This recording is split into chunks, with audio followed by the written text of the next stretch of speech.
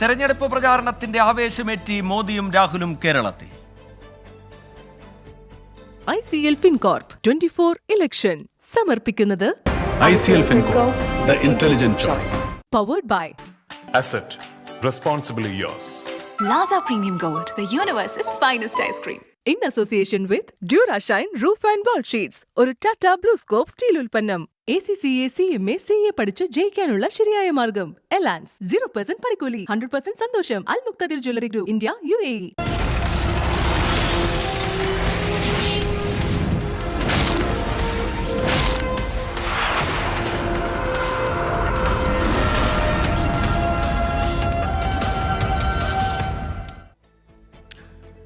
തെരഞ്ഞെടുപ്പ് പ്രചാരണം ഹൈ വോൾട്ടേജിലാക്കി പ്രധാനമന്ത്രി നരേന്ദ്രമോദി തൃശൂരിൽ. കരുവന്നൂർ ക്രമക്കേട് ആയുധമാക്കിയായിരുന്നു പ്രധാനമന്ത്രിയുടെ പ്രസംഗം. കരുവന്നൂർ വിഷയത്തിൽ മുഖ്യമന്ത്രി പിണറായി വിജയൻ പറയുന്നത് കള്ളമെന്നും നിക്ഷേപകർക്ക് പണം തിരികെ ലഭിക്കാൻ കേന്ദ്രം ഏതറ്റം വരെയും പോകുമെന്നും പ്രധാനമന്ത്രി പറഞ്ഞു. LDFും UDFും കേരളത്തിന്റെ വികസനത്തെ പിന്നോട്ടടിക്കുകയാണെന്നും പ്രധാനമന്ത്രി കുറ്റപ്പെടുത്തി.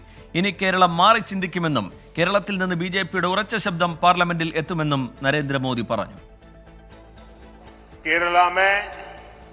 जनता के पैसों की खुलेआम लूट हो रही है.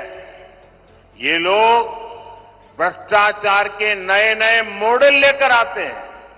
उस बैंक को CPM के लोगों ने पूरी तरह लूटकर कंगाल कर दिया. यहां CPM के मुख्यमंत्री 3 साल से लगातार झूठ बोल रहे हैं कि इस कोऑपरेटिव स्कैम के पीड़ितों को उनका पैसा वापस मिलेगा. എസ് വിജയകുമാർ ചേരുന്നുണ്ട് വിവരങ്ങളുമായി. ചെറുവത്തൂരിൽ നിന്ന് വിജയകുമാർ, ഇനി വോട്ടെടുപ്പിന് 10 ദിവസം മാത്രം ശേഷിക്കെ മോദി വീണ്ടും കേരളത്തിലേക്ക് എത്തുന്നു. BJP പ്രവർത്തകരെ സംബന്ധിച്ചിടത്തോളം വലിയ ആവേശമുണ്ടാക്കുന്ന ഒരു പരിപാടി. അതിൽ വികസന നേട്ടങ്ങൾ എണ്ണിപ്പറയുന്നതിനോടൊപ്പം കരുവന്നൂർ വിഷയമടക്കം ഉയർത്തി CPMനെ കടന്നാക്രമിക്കുന്നു മോദി. കോൺഗ്രസിനും വിമർശനമുണ്ട്. മോദിയുടെ വാക്കുകളുടെ ഉള്ളടക്കം എങ്ങനെ, എത്രത്തോളം ആവേശം മോദിയുടെ ഈ വരവ് NDA ക്യാമ്പിന് നൽകുന്നുണ്ട് വിജയകുമാർ?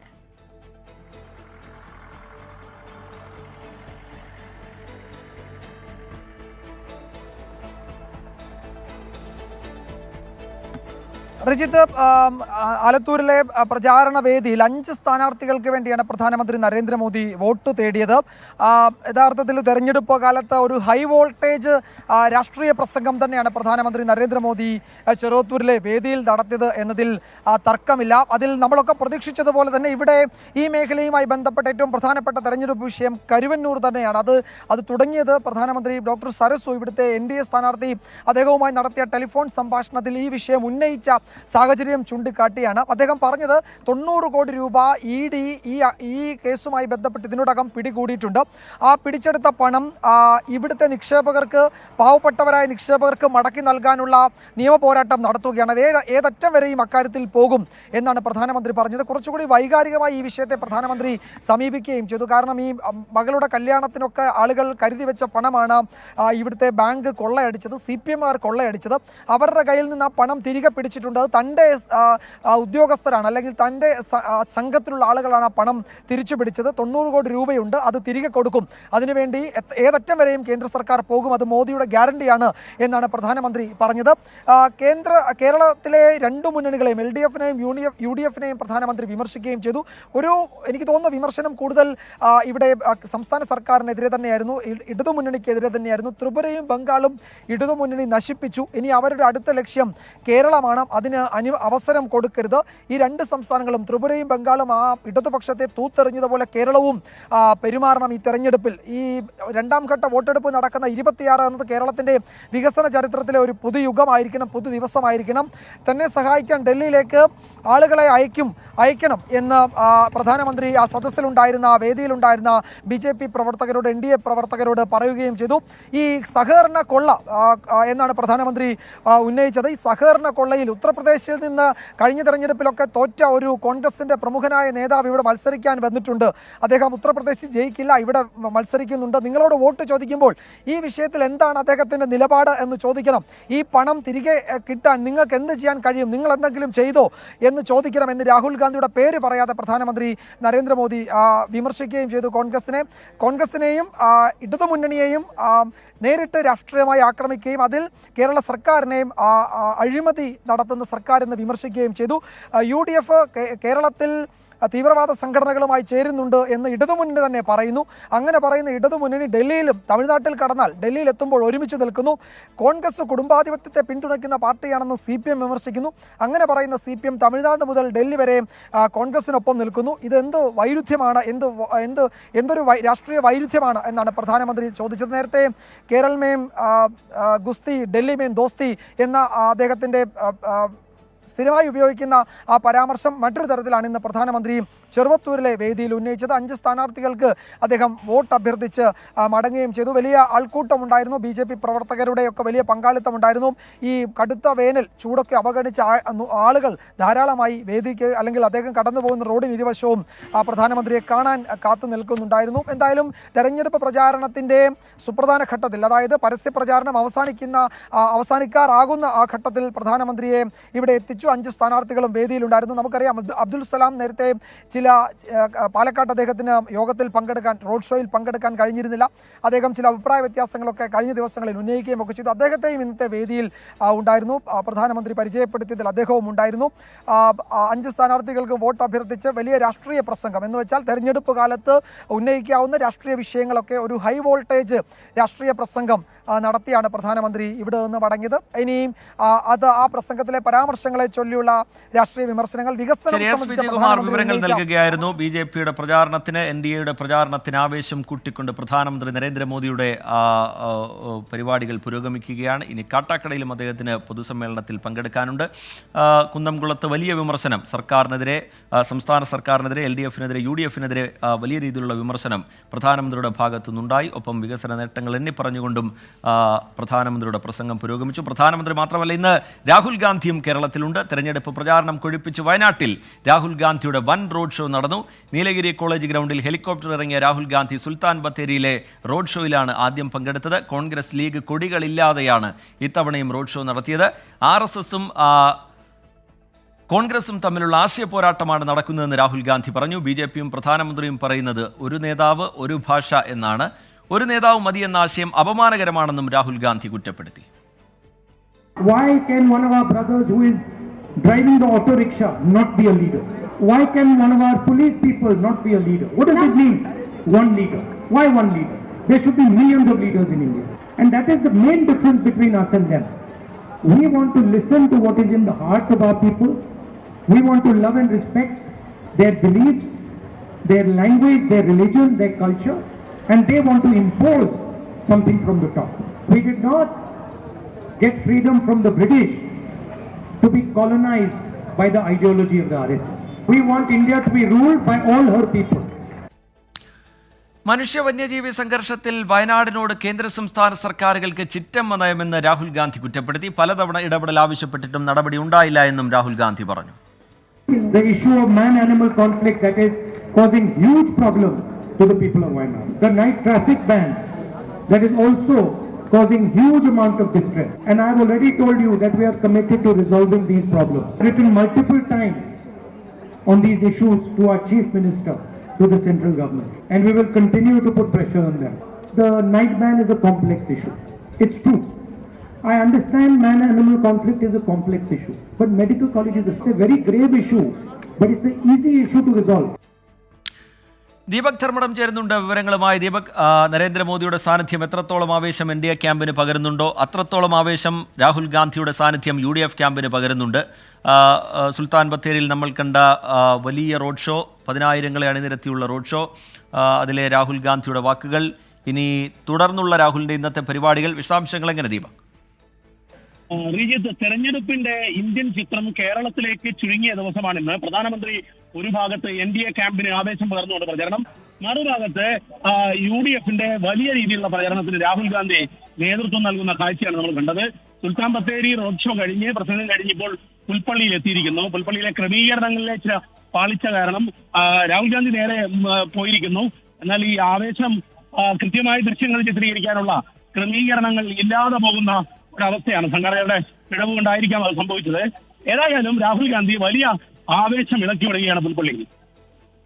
ശരി, ദീപക് ധർമ്മടം വിവരങ്ങൾ നൽകുകയായിരുന്നു വയനാട്ടിൽ നിന്ന്. വാർത്താമഴയിലേക്ക് വീണ്ടും. പൂരമെഴുന്നള്ളിപ്പിൽ ആനകൾ നിൽക്കുന്നയിടത്തു നിന്നും പാലിക്കേണ്ട ദൂരപരിധി 6 മീറ്ററാക്കി ഹൈക്കോടതി. തെച്ചിക്കോട്ടുകാവ് രാമചന്ദ്രനെ എങ്ങനെ എഴുന്നള്ളിക്കാൻ സാധിക്കുമെന്ന് കോടതി ചോദിച്ചു.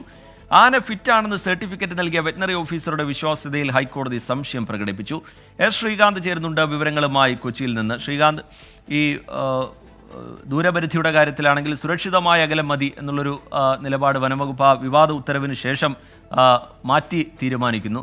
ഇപ്പോൾ കോടതി പക്ഷേ കൃത്യമായൊരു അകലം 6 മീറ്റർ എന്നുള്ള കൃത്യമായി തന്നെ അതിൻ്റെ കാര്യങ്ങൾ വിശദീകരിക്കുന്നു. അതുമായി ബന്ധപ്പെട്ട വിശദാംശങ്ങൾ എങ്ങനെ? ഒപ്പം തന്നെ തെച്ചിക്കോട്ടുകാവ് രാമചന്ദ്രൻ്റെ കാര്യത്തിൽ പൂരപ്രേമികൾക്കൊക്കെ ആകാംക്ഷയുണ്ടാകും. അതിൽ ഇന്ന് കോടതി ചില സംശയങ്ങൾ പ്രകടിപ്പിക്കുന്നത് കണ്ടു. അതിൻ്റെ വിശദാംശങ്ങൾ ശ്രീകാന്ത്. നിലവിൽ തൃശൂർ പൂരവുമായി ബന്ധപ്പെട്ട് ആനകളും അതോടൊപ്പം തീവെട്ടി, മേളം എന്നിവയെല്ലാം തമ്മിൽ 50 മീറ്ററിന്റെ അകലമാണ് നേരത്തെ പറഞ്ഞിരുന്നത്. അത് സർക്കാർ ഇപ്പോൾ തിരുത്തി സുരക്ഷിതമായ അകലം എന്നാണ് കോടതിയിൽ അറിയിച്ചത്. പക്ഷേ അമിക്കസ് ക്യൂറി 10 മീറ്ററെങ്കിലും അകലം വേണം എന്ന ആവശ്യം മുന്നോട്ട് വെച്ചു. ഏറ്റവും ഒടുവിൽ കോടതി അത് 6 മീറ്റർ എന്ന നിലയിൽ നിശ്ചയിച്ചിട്ടുണ്ട്. ആനകളും പൊതുജനവും തമ്മിൽ 6 മീറ്റർ അകലം പാലിക്കണം എന്ന് ഹൈക്കോടതി ഡിവിഷൻ ബെഞ്ച് ഇപ്പോൾ പറയുന്നു. ആനകളുടെ ഫിറ്റ്നസ് പരിശോധന നിരീക്ഷിക്കാൻ അഭിഭാഷക സംഘത്തെ കോടതി നിയോഗിച്ചു. നേരത്തെ പ്രധാനമായും പറഞ്ഞിരുന്ന ഒരു കാര്യം അതാണ്. 18-ാം തീയതിയൊക്കെ മാത്രമേ ഈ ആനകളൊക്കെ തന്നെ അവിടെ വരൂ. അതിന്റെ ഫിറ്റ്നസ് നേരത്തെ കൂട്ടി പരിശോധിക്കാൻ കഴിയില്ല എന്ന് ദേവസ്വങ്ങൾ പറഞ്ഞിരുന്നു. അതിനാൽ തന്നെ ഇതിന്റെ ഫിറ്റ്നസ് പരിശോധിക്കാൻ കോടതിക്ക് വിശ്വാസമുള്ള 3 അംഗ അഭിഭാഷക സംഘത്തെ കോടതി ഇപ്പോൾ നിയോഗിച്ചിരിക്കുന്നു. ആ 2 പ്രശ്നങ്ങൾക്കും പരിഹാരമായിട്ടുണ്ട്. ഇനി ഈ തെച്ചിക്കോട്ടുകാവ് രാമചന്ദ്രനെ കുറിച്ച് ആ വിഷയത്തിലേക്ക് വരികയാണെങ്കിൽ അതിനെ എഴുന്നള്ളിക്കുന്നത് എങ്ങനെ സാധിക്കും എന്ന് കോടതി ഒരു സംശയം ചോദിക്കുന്നു. മതം ഉൾപ്പെടെയുള്ള കാര്യങ്ങൾ രണ്ടാമത്തേതാണെന്നും ജനങ്ങളുടെ സുരക്ഷയാണ് പ്രധാനമെന്നും കോടതി ഇന്ന് പറയുന്നു. ഒരു ജീവൻ പോലും നഷ്ടപ്പെടാനാകില്ല എന്ന് കോടതി അടിവരയിടുന്നുണ്ട്. തെച്ചിക്കോട്ടുകാവ് രാമചന്ദ്രന്റെ ഉത്തരവാദിത്വം വനം വകുപ്പ് ഉദ്യോഗസ്ഥർ ഏറ്റെടുക്കണം എന്ന് കോടതി പറയുന്നു. പക്ഷേ രേഖകൾ പരിശോധിച്ച ശേഷം മറുപടി പറയാം എന്നാണ് principal chief wild life warden മറുപടി നൽകിയിട്ടുള്ളത്. അതായത് തെച്ചിക്കോട്ടുകാവ് രാമചന്ദ്രന്റെ കാര്യത്തിൽ ഒരു അന്തിമ തീരുമാനത്തിന് കാത്തിരിക്കേണ്ടി വരും. അതൊരു പക്ഷേ നാളെയോ മറ്റന്നാളോ ഒക്കെ വരാനുള്ള സാധ്യതയുണ്ട്. നേരെ മറിച്ച് ഈ ആനയും ആളുകളും തീവെട്ടി മേളമൊക്കെ തമ്മിലുള്ള അകലം അത് 6 മീറ്ററായി നിശ്ചയിച്ചു. ഒപ്പം തന്നെ ഈ പൂരത്തിന് വേണ്ടിയുള്ള മറ്റ് നിബന്ധനകൾ എന്ന് അത് വരുന്നത് പൊതുജനത്തെ നിയന്ത്രിക്കുന്നതിന് പോലീസ് നിയന്ത്രിച്ച് അതിനുവേണ്ടി ഈ 6 മീറ്ററിനുള്ളിൽ തന്നെ പോലീസിന് കർശനമായ നിർദ്ദേശമുണ്ട് പൊതുജനത്തെ നിയന്ത്രിക്കാൻ. ഒപ്പം തന്നെ ആനകളുടെ ഫിറ്റ്നസുമായി ബന്ധപ്പെട്ടാണ് അതിനുവേണ്ടി ഒരു അഭിഭാഷക സംഘത്തെയും നിയോഗിച്ചിട്ടുണ്ട്. ശരിയാ, ശ്രീകാന്ത് കൊച്ചിയിൽ നിന്ന് വിവരങ്ങൾ നൽകുകയായിരുന്നു. ട്രെയിനിൽ യുവാവിനെ കടിച്ചത് പാമ്പ് തന്നെയെന്ന് സ്ഥിരീകരണം. യുവാവിന്റെ ആരോഗ്യനില തൃപ്തികരമെന്ന് ഡോക്ടേഴ്സ് അറിയിച്ചു. മധുര ഗുരുവായൂർ എക്സ്പ്രസിൽ കോട്ടയം ഏറ്റുമാനൂരിൽ വെച്ചാണ് മധുര സ്വദേശിയായ യുവാവിന് കടിയേറ്റത്. ടോബി ജോൺസൺ ചേരുന്നുണ്ട് വിവരങ്ങളുമായി കോട്ടയത്ത് നിന്ന്. ടോബി, നടക്കുന്നൊരു വാർത്തയാണ്. എന്താണ് സംഭവിച്ചത്? നേരത്തെ റെയിൽവേ ഇതുമായി ബന്ധപ്പെട്ട് നൽകിയ വിശദീകരണം ഒരു സംശയം എന്നുള്ള നിലയിൽ എലിയാവാം എന്നൊക്കെയായിരുന്നു. ഇപ്പോഴത് പാമ്പ് തന്നെ എന്ന് സ്ഥിരീകരിക്കുന്നത് എങ്ങനെ? വിശദാംശങ്ങൾ എങ്ങനെയാണ് ടോബി? തീർച്ചയായിട്ടും റെയിൽവേ നൽകിയ ഒരു വിശദീകരണം എലിയാകാനുള്ള സാധ്യതയാണ്, അല്ലാതെ പാമ്പ് കയറാൻ ഒരു സാധ്യതയുമില്ല എന്നാണ് പറഞ്ഞത്. പക്ഷേ കോട്ടയം മെഡിക്കൽ കോളേജിൽ നിന്നും ഇപ്പോൾ ലഭിക്കുന്ന വിവരം കടിച്ചത് പാമ്പ് തന്നെയാണ്. ഈ മധുര സ്വദേശിയായ യുവാവിന്റെ കാലിൽ കടിച്ചത് പാമ്പ് തന്നെയാണെന്നുള്ളൊരു വിവരമാണ്. എന്തായാലും ചികിത്സ ആരംഭിച്ചിട്ടുണ്ട് കോട്ടയം മെഡിക്കൽ കോളേജിൽ. നില തൃപ്തികരമാണ്, ഈ യുവാവിന്റെ നില തൃപ്തികരമാണെന്നുള്ളൊരു വിവരം കൂടി ലഭിക്കുന്നുണ്ട്. കടിച്ചത് ഏത് പാമ്പാണ് എന്നുള്ളതിനെ കുറിച്ചൊരു വ്യക്തതയില്ല. നേരത്തെ തന്നെ യുവാവിനോട് സംസാരിച്ചപ്പോൾ അദ്ദേഹം തന്നെ പറഞ്ഞത് അദ്ദേഹം കണ്ടില്ല എന്താണ് കടിക്കുന്നതെന്ന്. പക്ഷേ അടുത്തിരുന്ന യാത്രക്കാരി ഒരാൾ പാമ്പ് പോകുന്നത് കണ്ടു എന്ന് തന്നോട് പറഞ്ഞു എന്നാണ് അദ്ദേഹം നമ്മളോട് പറഞ്ഞിരിക്കുന്നത്. അപ്പോൾ തന്നെ നമ്മൾ റെയിൽവേയുമായി ബന്ധപ്പെട്ടു, പക്ഷേ റെയിൽവേ അത് സ്ഥിരീകരിച്ചിരുന്നില്ല. എന്തായാലും കോട്ടയത്ത് ട്രെയിൻ എത്തിയപ്പോൾ ആ കമ്പാർട്ട്മെന്റിൽ നിന്നും എല്ലാവരെയും മാറ്റി കമ്പാർട്ട്മെന്റിൽ മുഴുവൻ പരിശോധന നടത്തിയിരുന്നു. പക്ഷേ പാമ്പിനെ കണ്ടെത്താനായില്ല. തുടർന്ന് ഈ ബോഗി സീൽ ചെയ്തതിന് ശേഷമാണ് ട്രെയിൻ മധുരയിലേക്ക് യാത്ര തിരിച്ചത്. രാവിലെ 9:30 ഏറ്റുമാനൂർ സ്റ്റേഷനിൽ എത്തിയപ്പോഴായിരുന്നു ഈ സംഭവം നടന്നത്. എന്തായാലും ഏവരെയും നടുക്കിയിരിക്കുകയാണ് ഇങ്ങനൊരു സംഭവം. ഒരു ജനറൽ കമ്പാർട്ട്മെന്റിലായിരുന്നു, കൂടുതൽ ആളുകൾ ഉണ്ടായിരുന്നു. വലിയൊരു ആശങ്ക തന്നെ ഇതുമായി ബന്ധപ്പെട്ട് ട്രെയിനിൽ ഉണ്ടായി. അതിനുശേഷം പരിശോധനയിൽ ഈ പാമ്പിനെ കണ്ടെത്തിയില്ല. അതുകൊണ്ട് തന്നെയാണ് ഇത് സീൽ ചെയ്തതിന് ശേഷം, അതായത് ഈ ബോഗി പൂർണ്ണമായും ആളുകളെ മാറ്റി അടച്ച് സീൽ ചെയ്തതിന് ശേഷമാണ് ഈ ട്രെയിൻ ഇപ്പോൾ യാത്ര തുടരുന്നത്. ടോബി, ട്രെയിനകത്ത് വെച്ച് പാമ്പ് കടിക്കുക എന്നൊക്കെ പറഞ്ഞാൽ അത് സുരക്ഷയുമായി ബന്ധപ്പെട്ടുള്ള വലിയ ചോദ്യങ്ങളാണല്ലോ ഉയർത്തുന്നത്. ഇത് പാമ്പ് തന്നെയാണ് കടിച്ചത് എന്ന് സ്ഥിരീകരിച്ചതിന് ശേഷം റെയിൽവേ വിശദീകരിക്കുന്നുണ്ടോ കാര്യങ്ങൾ? ടോബി,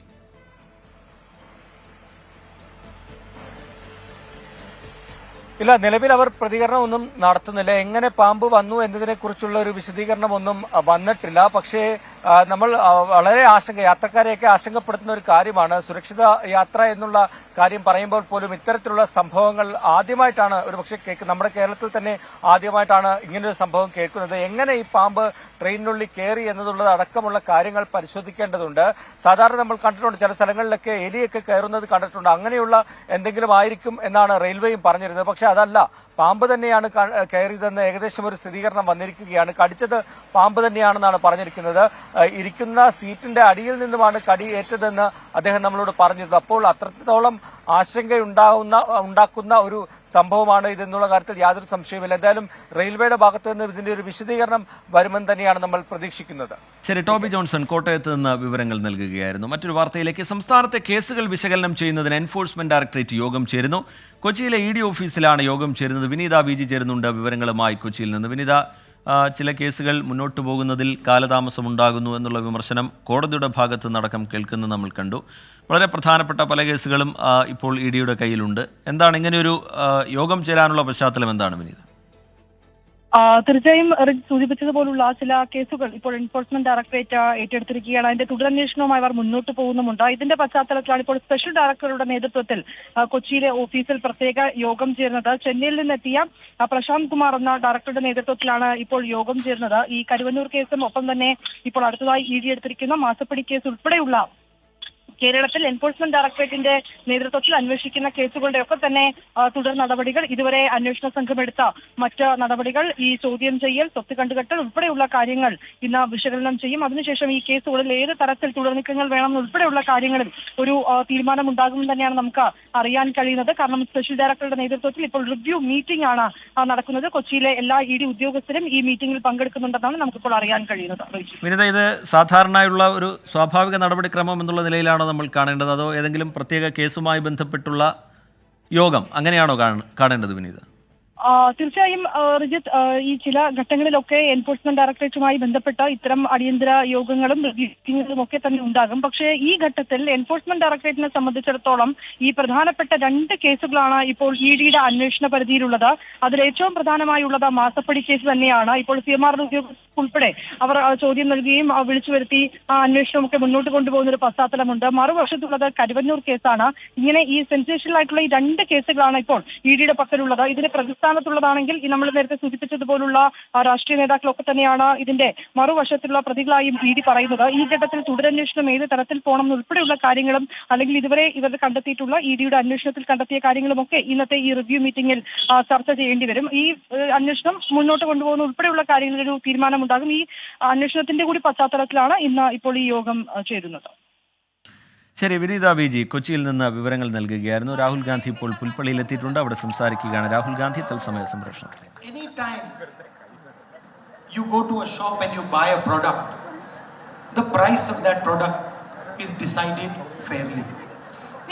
നിങ്ങൾ എല്ലാവരും ഒരു പ്രാവശ്യം കടയിലേക്ക് പോയി ഒരു സാധനം വാങ്ങിക്കുമ്പോൾ, ഒരു ഉൽപ്പന്നം വാങ്ങിക്കുമ്പോൾ അതിന്റെ വില ന്യായയുക്തമായി നീതിയുക്തമായി അല്ല തീരുമാനിക്കപ്പെട്ടിരിക്കുന്നത്. If somebody produces ice cream or somebody produces a shirt, he has paid the right amount of money for that ice cream or for that shirt.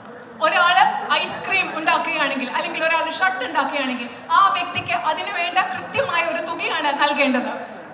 But our farmer who who produces our food is never paid the right amount of money for what he produces. മറ്റു ഉൽപ്പന്നങ്ങൾ ഉണ്ടാകുന്ന ഐസ്ക്രീമും shirt പോലെയുള്ള ഉൽപ്പന്നങ്ങൾ ഉണ്ടാകുന്നവർക്ക് കൃത്യമായ തുക നൽകുമ്പോൾ നമ്മുടെ രാജ്യത്ത് ഭക്ഷണം ഉണ്ടാക്കുന്ന കർഷകർക്ക് ഒരിക്കലും അവരുടെ അധ്വാനത്തിന് അനുകൂലമായ അധ്വാനത്തിനനുസരിച്ചുള്ള വേതനം ഈ രാജ്യത്ത് ലഭ്യമാകുന്നില്ല.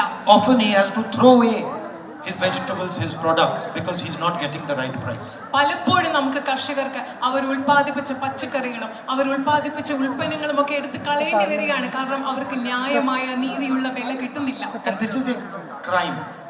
ശരിക്കും പറഞ്ഞാൽ കർഷകരോട് കാണിക്കുന്നത് കർഷകർക്ക് ഇങ്ങനെ ചെയ്യേണ്ടി വരുന്നത് ഒരു വലിയ കുറ്റകൃത്യം തന്നെയാണ്. And Narendra Modi ji's government is doing this to our farmers every single day. ഈ രാജ്യത്തെ നരേന്ദ്രമോദി ഗവൺമെന്റ് ഈ കുറ്റകൃത്യമാണ് ഈ രാജ്യത്തെ കർഷകരോട് ഓരോ ദിവസവും ചെയ്തുകൊണ്ടിരിക്കുന്നതെന്ന് പറയാൻ ഞാൻ ആഗ്രഹിക്കുന്നു. The entire storage facilities are being handed over to one businessman. ഈ രാജ്യത്തെ കർഷകർക്ക് ഉപയുക്തമാക്കേണ്ട എല്ലാ സംഭരണ സംവിധാനങ്ങളും ഒറ്റ ഒരു വ്യവസായിക്ക് ഈ രാജ്യത്ത് കൈമാറ്റം ചെയ്തുകൊണ്ടിരിക്കുകയാണ്. I was recently in Himachal Pradesh and they told me that the entire apple industry is now controlled by Mr. Adani. ഞാൻ ഈയിടെ ഹിമാചൽ പ്രദേശിലായിരുന്നു. അപ്പൊ അവിടുത്തെ കർഷകർ എന്നോട് പറയുകയാണ്, ആപ്പിൾ കൃഷി മുഴുവൻ, ആപ്പിൾ കൃഷിയുമായി ബന്ധപ്പെട്ട മുഴുവൻ വ്യവസായവും അദാനിയാണ് ഇപ്പോൾ കൈകാര്യം ചെയ്യുന്നതെന്ന് അവരെന്നോട് പറയുകയായിരുന്നു. There are 3 or 4 ways that they control the farm. 3-4 വഴികളിലൂടെയാണ് our കർഷകരെയും കൃഷിയെയും നിയന്ത്രിച്ചുകൊണ്ടിരിക്കുന്നത്. The first, as I mentioned, is by ensuring that Pulpally ടൗണിലെ റോഡ് ഷോയിൽ പങ്കെടുത്ത് സംസാരിക്കുകയായിരുന്നു രാഹുൽ ഗാന്ധി. വാർത്താമഴയുടെ സമയം ഇവിടെ പൂർത്തിയാവുകയാണ്.